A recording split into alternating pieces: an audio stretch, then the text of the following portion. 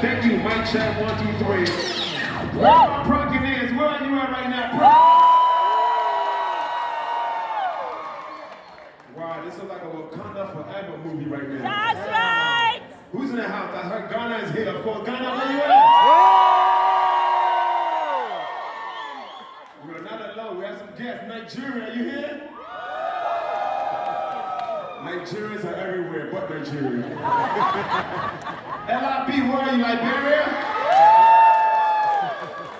I love my Liberians. Liberians have their own English. Whatever you say, just add an O to it. How you doing, oh? Ataya, oh? I'm hungry, oh?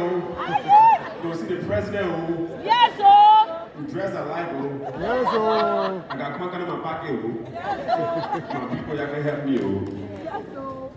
We'll be having a good time, and America is at war. That's right. America is fighting a country that wants to die in Minnesota. Trump said the war is over. Iran said, no, the hell is not. Our president, boy, Trump, he just do whatever he wants to do. He is running America like Suge Knight ran Death Row in the 90s. He went to Venezuela and kidnapped the president of Venezuela. Venezuela has no mass destruction. They have cocaine and BBLs, okay? He even threw a bomb on Nigeria. Nigeria said, if we send your soldiers here, we're going to give them malaria. Nigeria going to throw a mosquito in them Minnesotas. Trump is just doing anything he wants to do. His first day in office, he invited the president of Ukraine to the White House and then he kicked him out. Get out, Minnesota. He kicked everybody out of the White House. Elon Musk, his best friend, kicked Elon Musk out. He said Elon Musk looked like he gets makeup done in a funeral home. Everybody's mad at Trump. France so mad at Trump. France told Trump, we want the Statue of Liberty back. He said, give us our bitch back. I didn't know she came from France. I thought she came from Camden, New Jersey. Everything's messed up right now, man. Goodness, everybody's mad at my guy Trump. Oh, the president is here.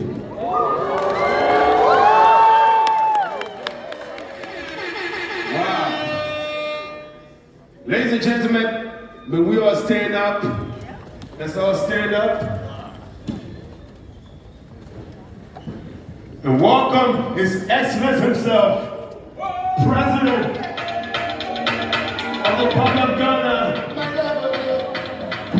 His Excellency himself, John Mahama.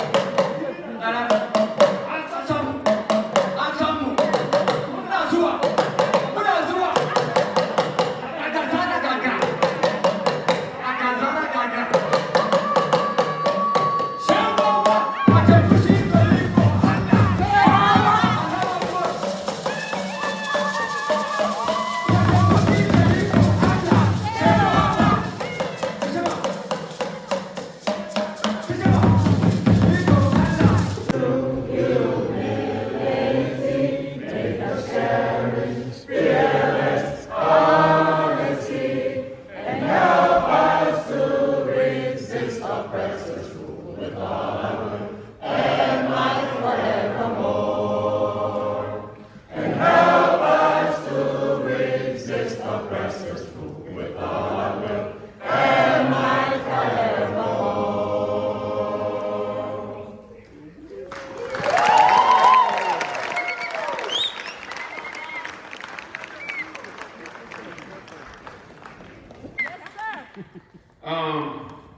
I'm not going to talk much about his short ex-friend, the MPP guy. What's the deal?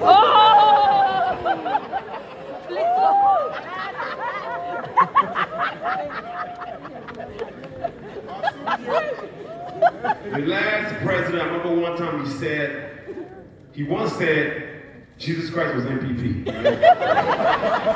And I understood exactly what he meant. You know why he said that? Because Jesus said he's going to come as a thief in the night. That's why. No, that's blasphemy. Blasphemy. Wow, but you know, welcome to Ghana. This is, that's where I was born there, came to the States to make life a better place. And, but there's nothing like home. There's nothing like Ghana. Oh, yes.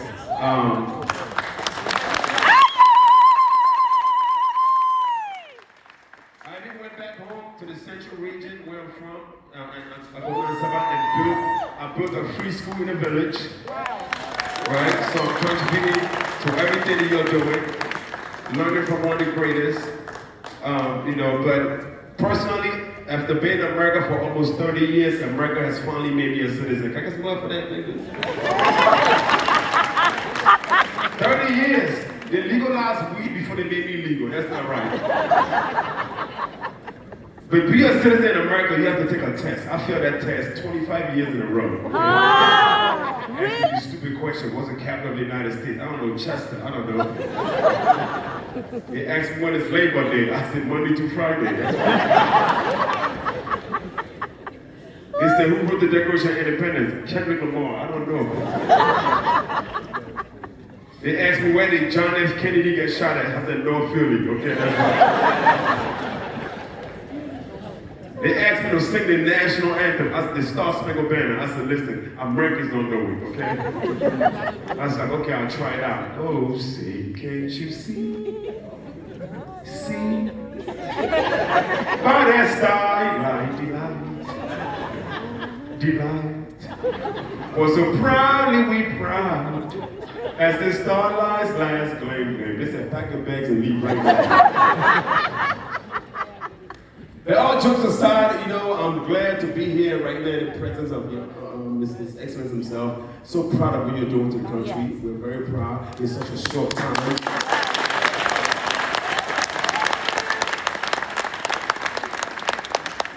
And we'll keep the program going. I'm going to bring to the stage the lady that made this possible, that brought me here. I have a brief remark by the President of U.S. Ghana Chambers of Commerce. I'll give him a big hand for Ms. Florence Torsten Hart.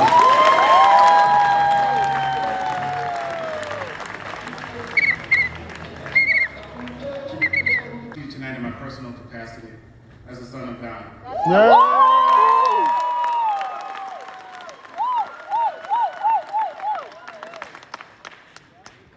In many ways, I am struck by the symbolism of this moment.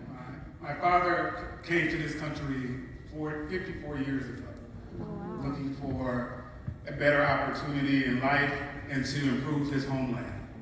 And he got an education here and was struck by a Pan-African dream of connecting the United States with his beloved homeland of Ghana.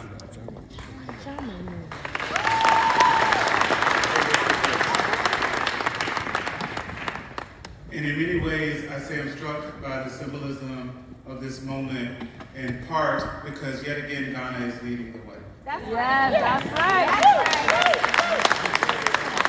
No question, come on. I say Ghana is leading the way because it was the first African nation to declare its independence. Successfully achieved. The dream that was born in part here in the state of Pennsylvania at Lincoln University by our great leader, Kwame Nkrumah.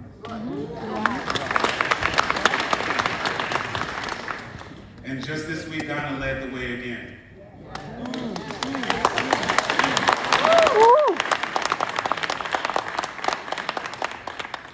This week, Ghana led the way again by making the world come to an account and reckon with the greatest crime in recorded history. Yes.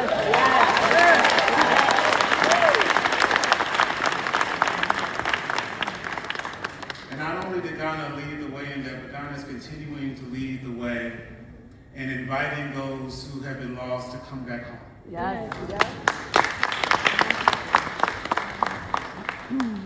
And so in many ways, this is a historic moment, in part because in a few months, America will celebrate 250 years since it declared its independence. Wow. And Ghana is approaching the 70th year since it declared its independence. And there's much talk about what America was, what America is, and what America could be. And similarly, there's much talk about what Ghana was, what Ghana is, and what Ghana could be.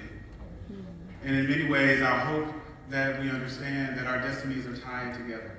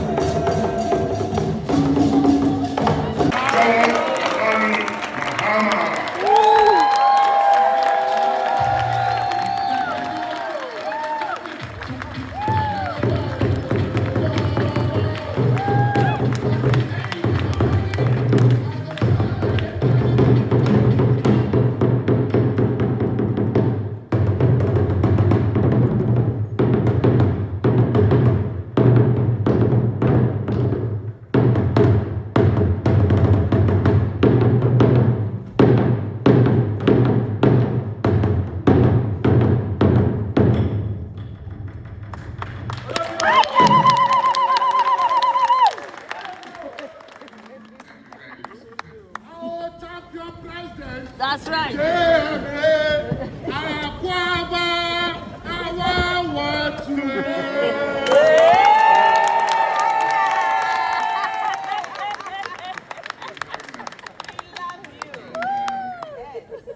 Let me express my deepest appreciation to all of you. Indeed, I'm impressed at the excitement, the warmth, that I've found here in Pennsylvania. That's right.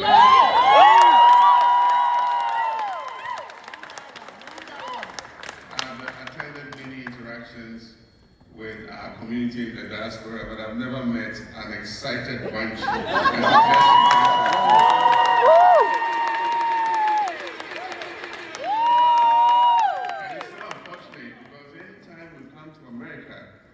And we've come either for the United Nations General Assembly or something brings us to America, it always centers on New York City and Washington. And so I'm happy that today we've broken the mold.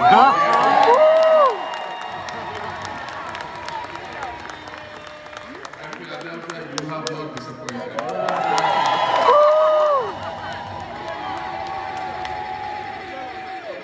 New Yorkers are here.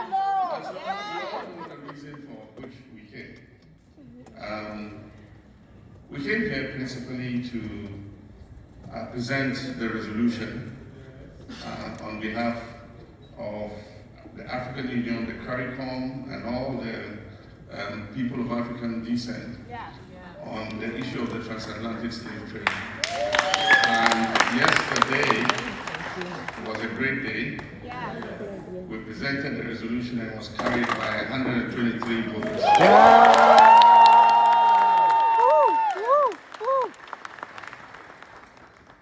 The issue of reparations and the transatlantic slave trade and its position as a crime against humanity has been in discussion for a very long time.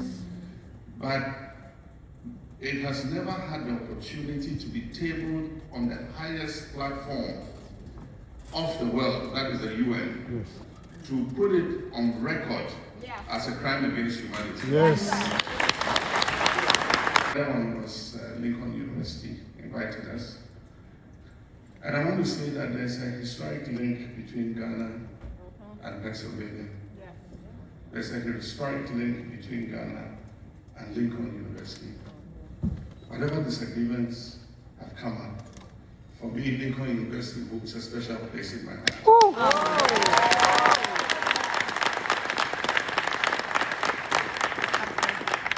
Because those are hallowed grounds for Ghana. It is part of our history. We cannot divorce Lincoln University from the history of Ghana. That is where our first president, Osagyefo was nurtured with his intellectual capacity and his Pan-Africanist spirit.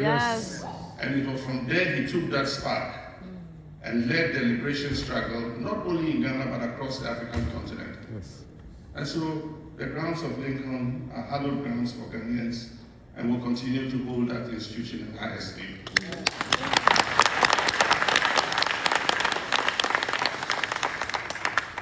But let me say how pleased I am to see that our culture is passed on from generation to generation.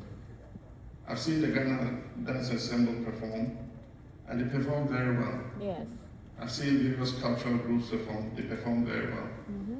But I think this performance by your culture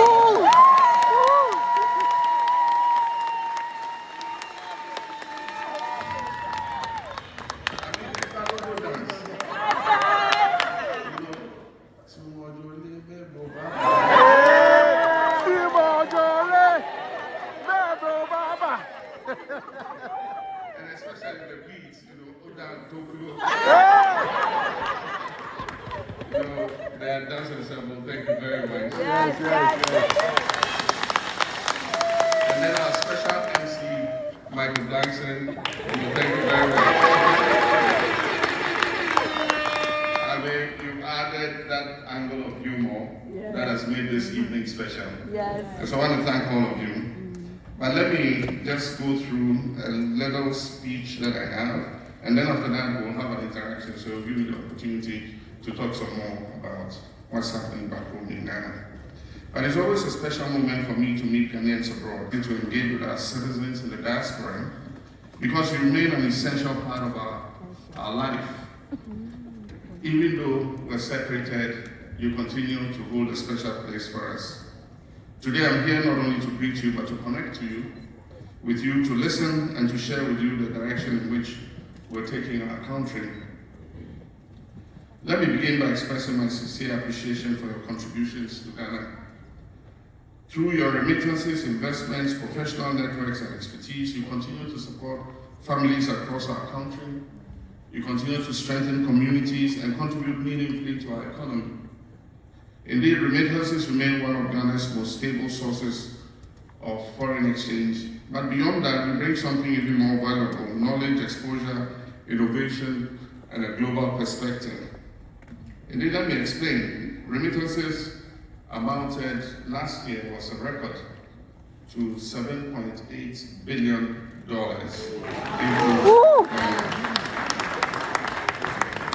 It was second only to gold in terms of Ghana's foreign exchange earnings. Gold brought some $11 billion. Remittances from the diaspora brought $7.8 billion to Ghana. And that is why we're sponsoring and support a bipartisan bill in our parliament that members of the Ghanaian diaspora can participate fully in the political administration of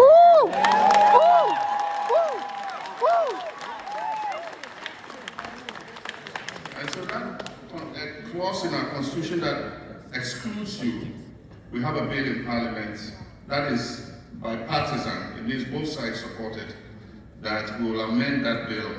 You don't need to renounce your citizenship.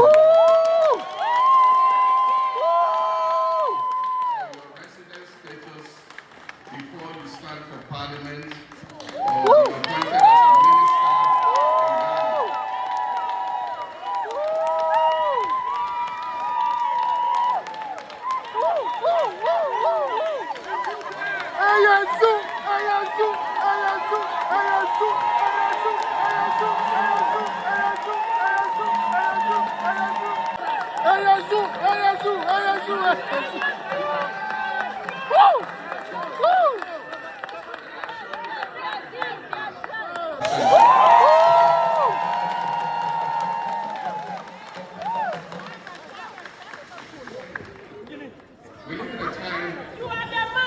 We live in a time when information travels instantly, and many of you follow developments in Ghana through social media and other digital platforms. But leadership is not only about information, it is about engagement, it is about accountability, and it's about trust. That is why interactions like what we're having tonight matter. They allow me to speak directly to you about our policies and our priorities, and equally important to hear your views and concerns as partners in our national development. And so let me turn now to what we're doing at home. We call it the economic reset, the reset agenda. And our foremost priority has been to stabilize the economy and restore confidence in the economy. So through our reset agenda anchored in the 24-hour economy initiative and other initiatives, we are setting Ghana's sovereignty over our own development path. You can't continue to do things the same way and expect different results. Yes. Yep. We've been at this for almost 70 years, and our country continues to crawl without creating enough opportunities for our people. And so we're questioning all the development paradigms that we have followed.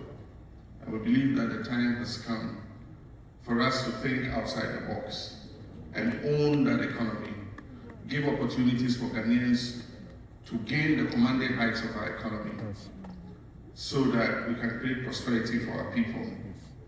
So this means that our policies, programs, and priorities are driven by Ghanaian leadership and Ghanaian ownership, shaped by our own national interest, and owned by our people. We're deliberately moving away from externally dictated models of development, ensuring that Ghana determines its own development trajectory. The government is not only designing these initiatives, but is also committing resources to their full implementation. Our focus remains on fiscal discipline, macroeconomic stability, and building a resilient, self-sustaining economy. Some of the decisions we take might be harsh, but you cannot get a cure if you wait to take the bitter medicine. Yes. And so far, the bitter medicine we have all swallowed as Ghanaians is yielding results. A key pillar of our strategy is the rollout of the 24-hour economy initiative. This policy is designed to expand productivity across all sectors: industry, logistics, agro-processing, construction, services, by encouraging continuous economic activity. And I know that you in the diaspora are very familiar with this. Many of you should have gone to work at night tonight. Yes. But you probably have taken time off just to come. Yes. We love you. I've done medicine. We call it a spade. That is the machine that you have to take your blood pressure.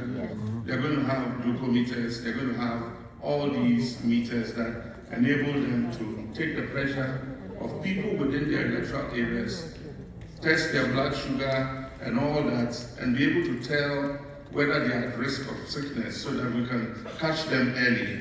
And so the preventive side for me is what I'm happy about. Yes. And so we're going to roll that out this year. And it will start, we're beginning to register the community volunteers and train them so that they will go from house to house. And then the community pharmacies are going to have generic drugs for hypertension and all that, which will be cheap, so that if you are identified as having high blood pressure, you can go get your amlodipine and all those drugs that assist you to keep your pressure in check. Internationally, Ghana is repositioning itself as a principled and respected voice in international affairs. We're actively engaged with the African Union, ECOWAS, and the broader global community. I was recently elected as the first vice chairman of the African Union, and this paves the way. And this paves the way for Ghana to assume the chairmanship in 2027. And I'm happy to announce that all our colleagues in West Africa have elected Ghana unopposed to take the chairmanship.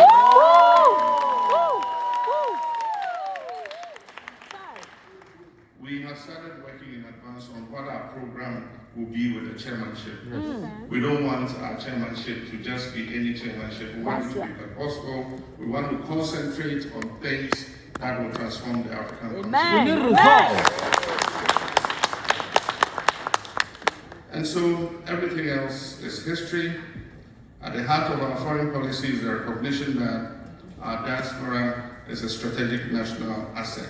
Yes. We're committed to strengthening these ties and creating more opportunities for the participation of our diaspora in national affairs. Yes. Indeed, we've described you as the 17th region of Ghana.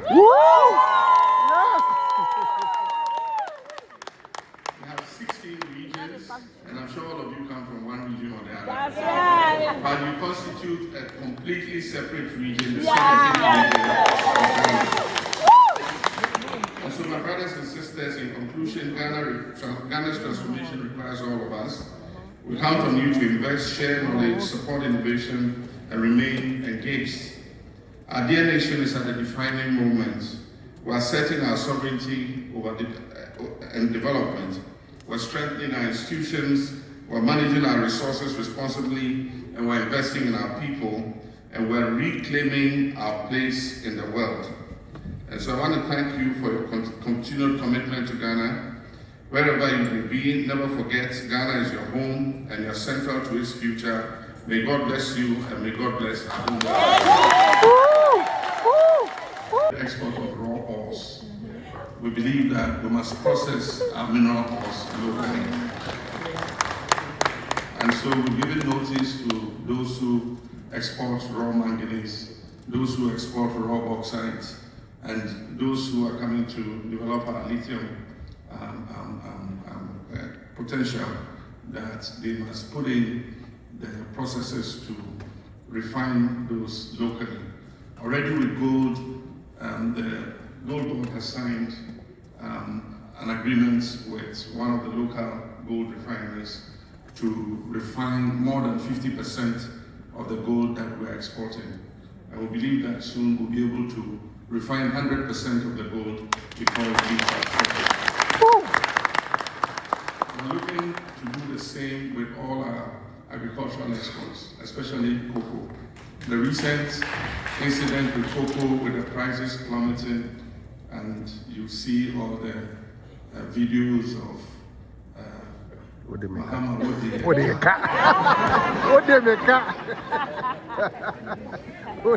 cocoa farmers protesting in the cocoa farms, and it is because for almost 70 years after we gained independence, we're still exporting raw beans to the world. I believe that what has happened in the international market should be a wake-up call for us, and that we must allocate